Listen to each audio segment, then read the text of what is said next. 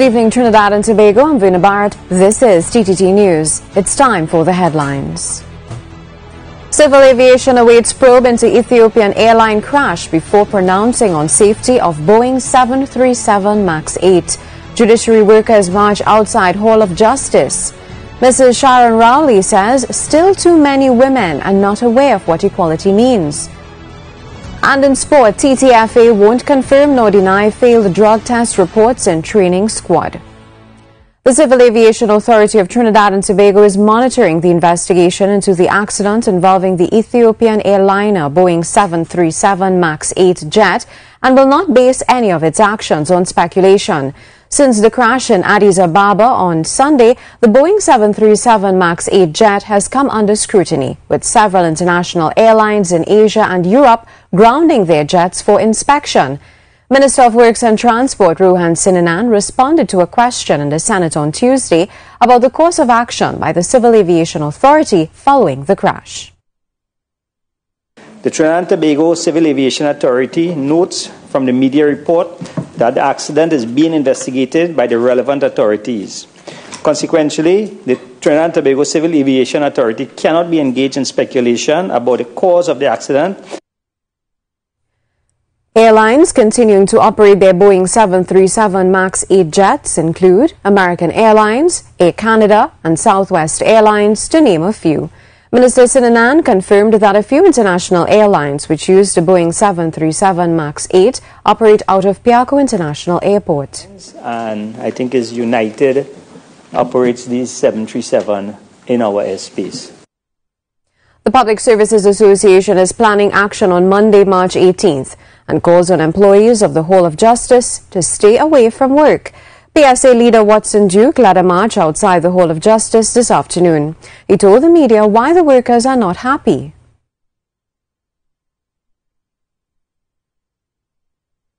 And a number of positions that now exist, they're sending them home and they've jacked up the qualifications. So these persons who are there have to reapply for their jobs, along with persons who are outside. Mr. Duke added the workers have been serving the country faithfully for a number of years and the treatment meted out to them was not fair. They're saying that the judiciary is not working up to standard. We ask them, where is the diagnostics? Where is it? Where is it? They have not yet produced it. They're operating on a philosophy from Beelzebub. They want to put them out of bread and butter. On Monday will be a holiday for Monday is a justice holiday.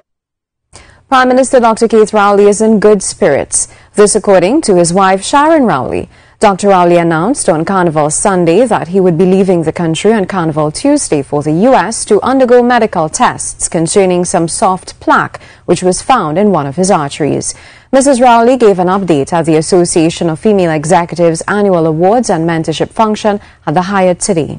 Waiting on test results, so we wait until we get those results, which hopefully should be out today. I know that he will probably have a press conference when he returns, so that he will fill you in. Since I'm not there, I know that he will inform the entire population onto the state of his health. The Environmental Management Authority, EMA, is investigating reports of an oil spill in the vicinity of the Hyatt Regency in Port of Spain. The EMA says it's working along with its partner agencies, including the Ministry of Energy and Energy Affairs, Institute of Marine Affairs, the Coast Guard, Maritime Services Division, Office of Disaster Preparedness and Management, and OSH to determine the source of the spill. The EMA says its Emergency Response and Investigations Unit immediately activated its protocol procedures and has been conducting shoreline assessments for any impact and will continue to monitor the situation.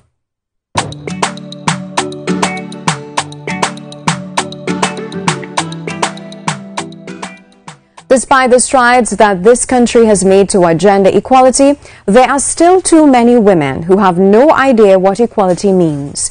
This according to attorney at law Sharon Rowley. Mrs. Rowley, who is also the wife of Prime Minister Dr. Keith Rowley, says women must be able to live lives filled with opportunity, free from discrimination, and free from physical and mental abuse. She was speaking at the Association of Female Executives of Trinidad and Tobago's annual Women of Influence Awards and Mentorship function at the Hyatt today. More from Mahalia Joseph Wharton. As she spoke on the topic #Balance for Better, Mrs. Rowley said each year the International Women's Day theme carries the same message: gender equality. We clearly realized that we weren't making the progress that we should have been making. The theme was Press for Progress. This year we are back to equality, balance for better. In her view, an empowered woman is someone who knows her strengths and isn't afraid to embrace them. Mrs. Rowley stressed on the importance of a good education to the school children in the audience. Develop the expertise so that you can be the best qualified person in the field that you have chosen. Work and make your own money so that you have financial independence. I'm an attorney. I make my own money. I have my own bank account. And I certainly don't have to ask the Prime Minister for money. She said the future of Trinidad and Tobago is in the hands of young people. You are the ones who will carry the mantle for equality. You will carry that mantle for gender equality.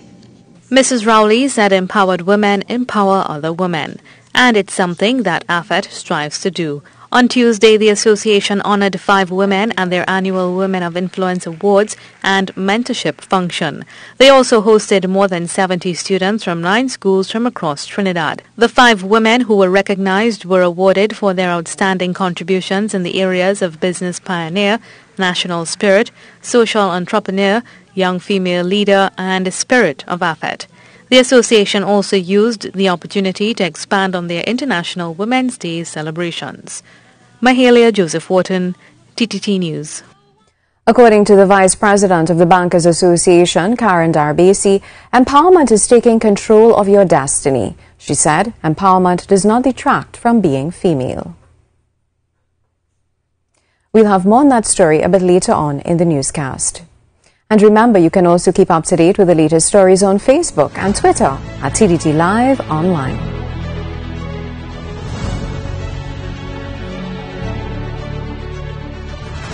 Coming up next, TTFA's mum on drug test. That and more when we come back. Stay tuned. Life is on, it goes on and on. For GLTE, going strong. Done. I post it, I gram it, I tweet it, I snap it, I share it with me mobile. Life is on. I post it, I gram it, I tweet it, I snap it, I share it with me mobile. Life is on. B-Mobile 4G LTE has the nation covered. Sign up today. Life is on with B-Mobile.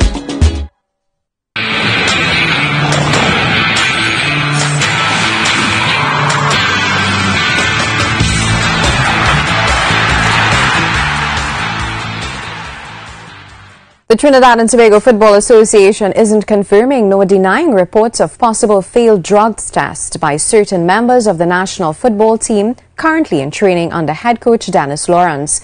The team has been hard at work preparing for a crucial upcoming friendly with Wales and Cardiff on March 20th. And as part of this country's anti-doping program, all members of the team underwent drug tests on March 7th and 8th. The results of those tests have not been made public by the TTFA, who stated that players have been spoken to and their clubs have been written to. The team is set to depart for Wales on Sunday, with the final squad to be named by Friday. The TTFA added that FIFA and CONCACAF's regulations require compliance with anti-doping from all football associations internationally and will continue its medical testing leading into upcoming international competitions such as the CONCACAF Gold Cup, CONCACAF Nations League and 2022 World Cup qualifying campaign. The Trinidad and Tobago Football Association will commence screening for national under-15 girls selection with a session at the TTFA Home of Football training pitch at Atto Bolden Stadium this Sunday, March 17, 2019. Women's coach Marlon Charles will oversee the session. All players are invited once they were born on or after January 1, 2003. Players are asked to be at the venue for 7:30 a.m. and walk with a red shirt, black pants and black socks. This screening is intended for selection of players for the TTFA Elite Development Program and the next CONCACAF Under-15 Women's Championship. Some of this country's brightest young track and field stars will be on show at next week's Kelvin Nanku Primary School Games set for the Heasley Crawford Stadium on March 19th and 20th. Title sponsors Nestle and Milo is pumping a hefty sum into ensuring the games are successful as in the previous 32 years of their association with it. Ruskin Mark has more. Sport teaches you the importance of discipline, hard work, perseverance, how to win well. Also, just as importantly, how to lose well. We stand for the enduring belief that working toward a goal has a power to transform, and that sports continues to teach these great values, and we will continue to support sport development activities that nurture these values. And putting their money where their mouth is, Nestle has pumped $150,000 into this year's Kelvin Nanku Games, hoping to make it the best ever as East battles West for track and field supremacy. And while the onus will be on winning and garnering points on the day, TTOC President Brian Lewis says these games fill an even greater need. Sport is a universal language. And sport, there is nothing, according to the great Nelson Mandela, that builds unity and builds people and builds social capital like sport. And in congratulating Nestle for sticking with these games for 32 years and counting, Lewis stressed the importance of staying the course as a corporate partner. Sport suffers because at some point in time, across the life cycle, a corporate partner will have a change in the strategic objectives. And when you're dealing with young people and children, it is so important to stay the course. Because at the end of the day, what you are attempting to build more than an Olympic champion is a champion in life. And the values that sport brings remain with young people and children throughout their lifetime. The games are named after long-serving administrator Kelvin Nanku, who felt humbled by having his name attached to this annual event, which has become a staple on the athletics calendar. Some of the big winners from a year ago were on hand to receive their prizes, hoping to hold on to them after next week's exploits on the track. Ruskin Mark, TTT Sports. Russian athletes will remain banned from international competitions until further notice, says athletics governing body. The IAAF banned Russia in November 2015 because of evidence of state-sponsored doping. The ban will remain in place until samples and data from Moscow's former anti-doping laboratory are made available. Russia must also pay all costs incurred by the work of the IAAF's task force. It is the 10th time the IAAF has turned down Russia's appeal for reinstatement, having requested the same assurances when it upheld the ban in December. The decision puts the IAAF at odds with other sporting bodies such as the World Anti-Doping Agency and the International Olympic Committee, who have revoked their own suspensions of Russia. Radical new plans for athletics elite Diamond League circuit will see meeting cut to 90 minutes, fewer events, and the 5,000-meter and 10,000-meter scrapped. The new proposals, which were announced by the IAAF President Seb Coe, are designed to make the sport more fast-paced, compelling and relevant to fans in the way the 2020 format has shaken up cricket. Coe said the plans, which will come into effect in 2020, would lead to a global calendar with one meeting a week across 13 weeks during the summer. He also confirmed that more field events would be held in city centres rather than stadia, and that the current 32 track and field disciplines that make up the Diamond League would be reduced to 24. However, there are fears that the loss of 5,000 metres and the 10,000-metre events will lead to many of those athletes heading to the road rather than staying on the track. Athletes in some of the more unfashionable field events like the shot put also fear a large loss of income if they are not included in the circuit. The much-anticipated Pan American Dragon Boat Championships are a go, with teams from all over the hemisphere set to compete. The event is set for March 22nd through 24th over at Pigeon Point, Tobago, where large crowds are expected to witness the spectacle as the participants strain every muscle trying to move their boats the fastest along the course. Extreme dragon boating is unique to Trinidad and Tobago because of the rough water conditions, which could present a unique challenge to the foreign teams, even as the event enhances sport tourism on the island of Tobago. More to come. Stay with us. Says informative can be fun. Smile now every morning with Lisa, Rishi and Carrie as they keep you in the know with what's trending on social media and bring you updates from the worlds of current affairs, sport, technology, and much more. Start your day right and be in the know with what's happening now. Now, shaping tomorrow today. Mondays to Fridays at 6 a.m. on TTT, Talk City 91.1 FM, and streaming live on Facebook at TTT Live Online.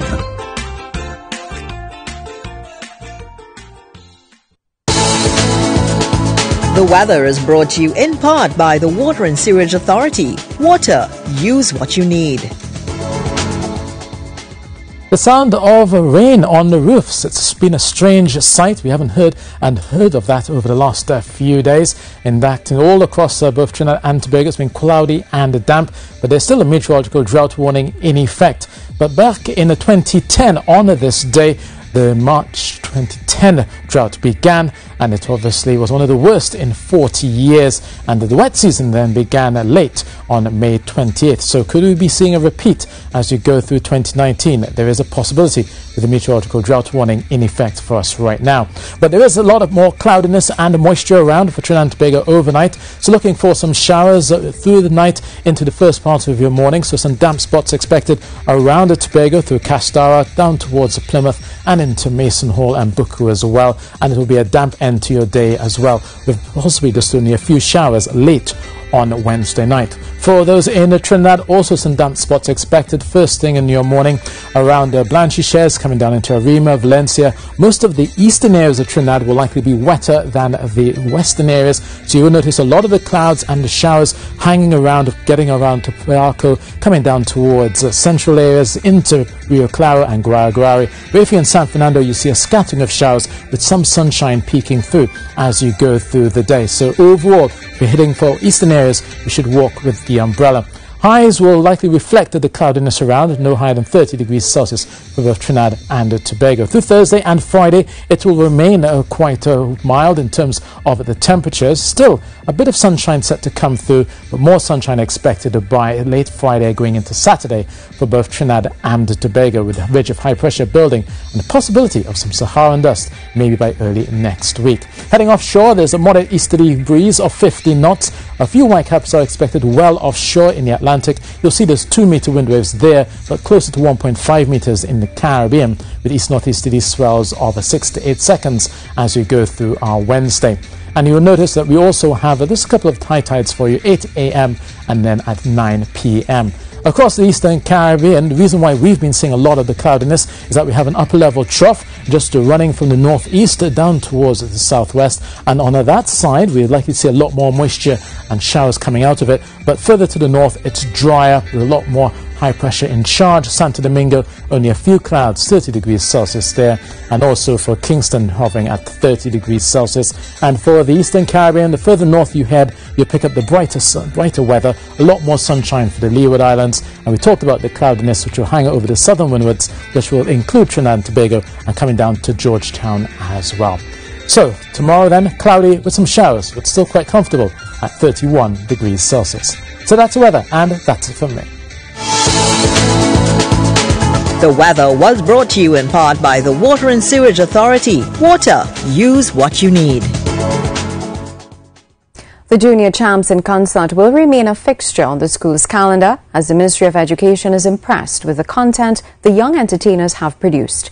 The first ever Junior Champs in Concert took place today at the Queen's Park Savannah as the various winners showcased their winning performances. Ian Wason has more. Carnival might be over, but joint junior secondary school Soca Monarch winner Stefan Cameo was still rising up at the Savannah.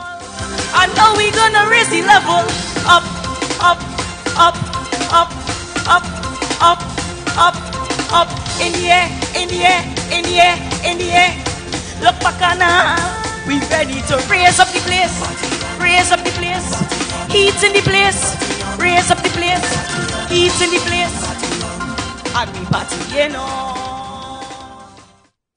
He was well supported by his schoolmates of St. Francis College, formerly Belmont Boys Secondary. But it was Avinder Singh, the primary school's junior chutney winner, who lit up the stage. If your parents proud, let's go to school and learn. Aim for the stars, boy, go to school and learn.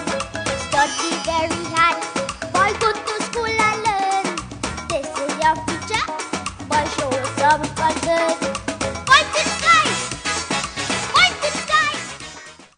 Impressed by what he saw and with the positive feedback on the quality of content produced, Minister of Education Anthony Garcia said the show will return next year on the first Friday after Carnival.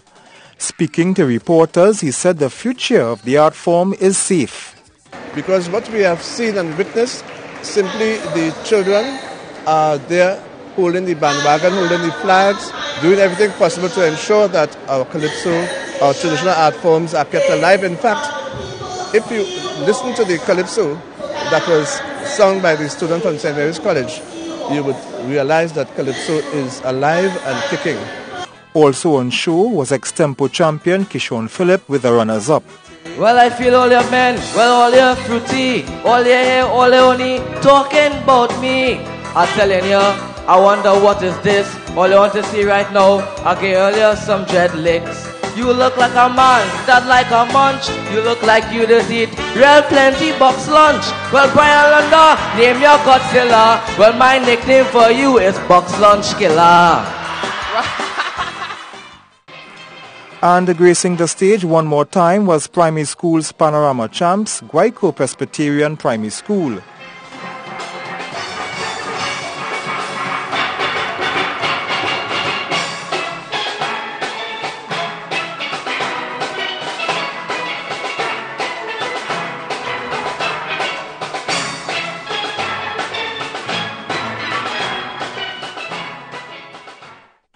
The winners and the runners-up of the competitions were presented with certificates at the event.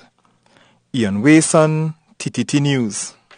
Calypso could find its way into the school syllabus. This was disclosed by Chief Education Officer Harilal Sicharan during the Junior Champs in concert at the Queen's Park Savannah today, where the winners of the various schools' competitions showcased their winning performances. What you're seeing here today is really emanating out of the Foundation for the Visual and Performing Arts program in schools.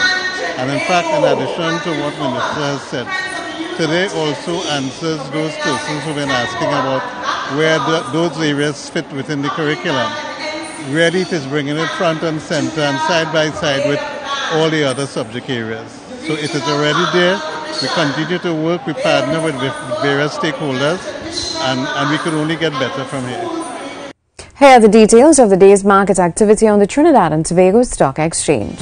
Trading on the Trinidad and Tobago Stock Exchange produced a volume of 47,873 shares with a traded value of $942,814.11. Zajiko Financial Corporation Limited was the volume leader with 12,878 stock units changing hands. Investors bought and sold the stocks of 11 companies, with 4 increasing, 2 declining, and 5 ending the day unchanged. The composite, the cross-listed, and the all TNT indices advanced. More to come. Stay with us. Reach further when you advertise with TTT. Suite 100, Next 99.1, and Talk City 91.1 FM. Whether it's television, radio, or social media, our stations belong to the only broadcast network with 100% coverage across Trinidad and Tobago. That's a fact. From Port of Spain to Point Fortin, Crown Point to Charlottesville, every household in TNT can easily access our signal. TTT remains the only broadcaster with live capability from multiple locations in the country, making us the most dependable source of information for events of national importance. Find us on any smart device at TTT Live Online. Are you ready to reach further with your advertising? Contact our sales team now. Call us at 622-4141 at extensions 2601 to 2607 or email us at sales@ttt.co.tt. Who cares? Who cares? Who really cares? Who cares? I care, because I know that early diagnosis increases the chances for successful treatment of breast, cervical, and colorectal cancers. You can do something about that. Get screened for early detection. It's the key to survival. I care because cancer doesn't.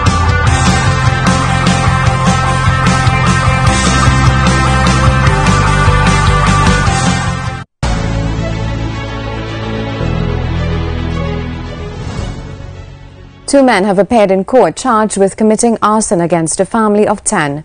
32-year-old businessman Sean Brathwaite, a.k.a. Teddy, and Shaquille Brathwaite, a 29-year-old laborer, both of Couva but unrelated, appeared before Magistrate Sharon Raphael in the Couva court today. Shaquille Brathwaite, who is also charged with robbery with violence, shooting with intent, and possession of a firearm and ammunition, was denied bail, while Sean Brathwaite was granted bail of $120,000.